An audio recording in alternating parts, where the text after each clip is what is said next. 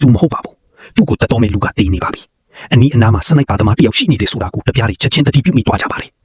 ခဏအကြာမှာပဲနောက်ထပ်လက်နက်ကင်တယောက်ပစ်ချခံလိုက်ရပြန်တယ်ကျန်တဲ့လူတွေဟာထိတ်လန့်တုန်လှုပ်သွားပြီးအရက်မျက်နှာအနှံ့ကိုရင်းတမ်းပစ်ခတ်ကြပြီးအလကားပါပဲစနိုက်ပါသမားပေမှာပုံနေတယ်လေဆိုတာကိုသူတို့လုံးဝရှာမတွေ့ခဲ့ကြဘူးခေါင်းဆောင်ဖြစ်သူဟာကြီးစံကုန်သွားတဲ့အခါပတ်စံတွေကိုယူပြီးထွက်ပြေးဖို့ကြိုးစားခဲ့ပေမယ့်တိကျတဲ့ကြီးတစ်ချက်ကသူ့ကိုအသက်ပြောက်စေခဲ့ပါတယ်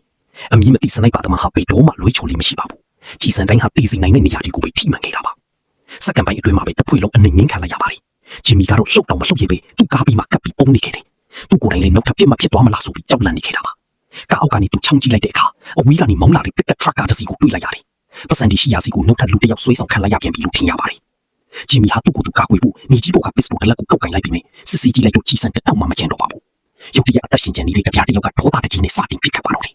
အဲ့ဒီယုံကျင်ဆန်ခတ်ဖြစ်မှုကိုအခွင့်ကောင်းယူပြီးသူဟာကားပေါ်ခုန်တက်ကမောင်းပြေးဖို့ကြိုးစားခဲ့တယ်ထရက်ကားနဲ့ရောက်လာတဲ့သူစင်ကကားပေါ်ကဆင်းလာပြီးတနတ်သမားအသက်ရှင်နေသေးတာကိုမြင်သွားပါတယ်သူဟာဘာမှမဆိုင်မတော့ဘဲနောက်ထပ်ကြီးတစ်ချက်နဲ့အပြစ်ရှင်းလိုက်ပါတယ်အဲ့ဒီနောက်မှာတော့အဲ့ဒီသူစင်ဟာဂျင်မီရှိရာစီကိုရောက်လာခဲ့ပါတယ်ဂျင်မီဟာဘယ်လောက်တော့ပုံမြင်နေတယ်လဲဆိုရင်ခေါင်းကိုတော့မဖော်ရပါဘူးဒါပေမဲ့ဂျင်မီအံ့ဩသွားရတာတော့အဲ့ဒီလူဟာသူ့ကိုတတ်ဖို့မကြိုးစားခဲ့တာပါပဲအဲ့ဒီအစားသူကအေးအေးဆေးဆေးပဲမင်းအပြစ်ခံလိုက်ရသေးလားလို့မိခဲ့ပါတယ်အဲ့ဒီအတန်ကရင်းနှီးနေတယ်လို့ပါပဲဂျင်မီဟာခေါင်းကိုဖြည်းဖြည်းချင်းမိုးကြည့်လိုက်တဲ့အခါမှာတော့အမီးမသိစနိုက်ပါသမားဟာသူ့တိတိလူတစ်ယောက်ဖြစ်နေတာကိုသိလိုက်ရပါတယ်သူကတော့မိုက်ပါပဲ